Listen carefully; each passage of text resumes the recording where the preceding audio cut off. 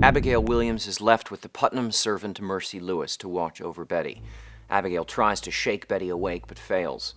Abigail informs Mercy that Paris saw her naked and says that if she is questioned, Mercy should only admit to dancing. The proctor's new servant girl, Mary Warren, rushes in. Mary was also in the forest the night before, but swears she only watched. Mercy derides Mary's grand peeping courage. Mary is terribly frightened and tries to convince Abigail that they have no choice but to tell the truth. "Witchery's a hangin' error," Mary cries, "whereas you'll only be whipped for dancin' and the other things." Abigail tries to wake Betty yet again, and this time Betty opens her eyes and asks for her mom. Abigail reminds Betty her mom is dead and buried. Betty accuses Abigail of drinking blood the night before. "You drank a charm to kill John Proctor's wife," she cries. "You drank a charm to kill Goody Proctor." Abigail smashes Betty across the face and threatens harm, a pointy reckoning on any of the girls who dares say a word.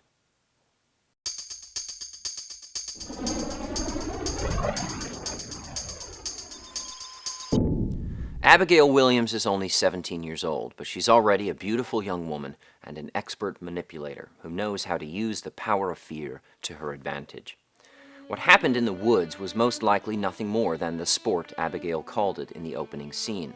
You must remember that adolescent mischief wasn't tolerated in Puritan society. Even dancing wasn't allowed in Salem. So it's hardly difficult to believe that a group of repressed children might take to the forest and blow off a little steam. Even Tituba's incantations and Mercy's nakedness might be understood to be nothing more than frustrations unleashed. It seems probable that Abigail was the only one who really believed she was conjuring up spirits. She lusts for John Proctor. She knows she can't have him unless Elizabeth Proctor dies, so Abigail drinks blood and calls on spirits to kill Elizabeth.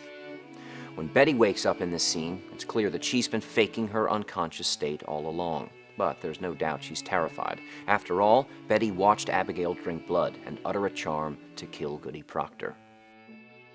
For dancing, Abigail and the girls might expect a whipping, but for uttering charms and practicing witchcraft, well, as Mary Warren so fearfully points out, witchery's a hangin' error.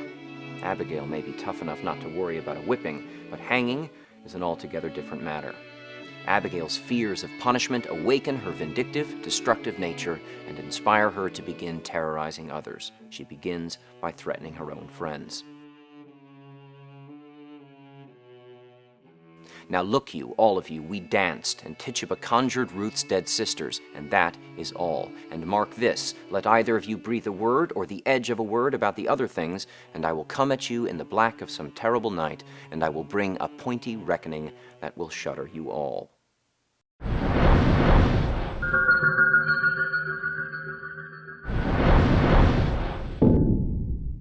Question 1. Mary tries to convince Abigail to tell the truth because she has already confessed to Reverend Hale. She has been paid a sum most healthy by the Proctors. Witchery's a hangin' error. The Lord knows the truth besides.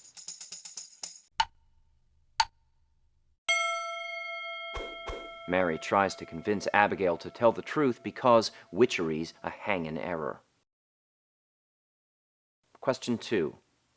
According to Betty, why did Abigail drink blood the night before? To make herself beautiful, to kill Goody Proctor, to levitate, to satisfy an urge without reason.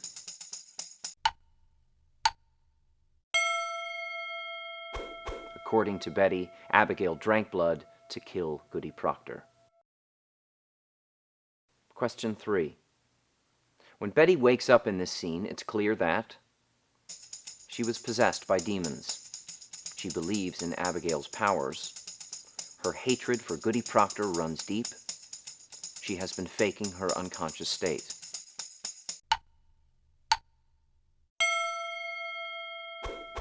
When Betty wakes up, it's clear that she's been faking her unconscious state all along.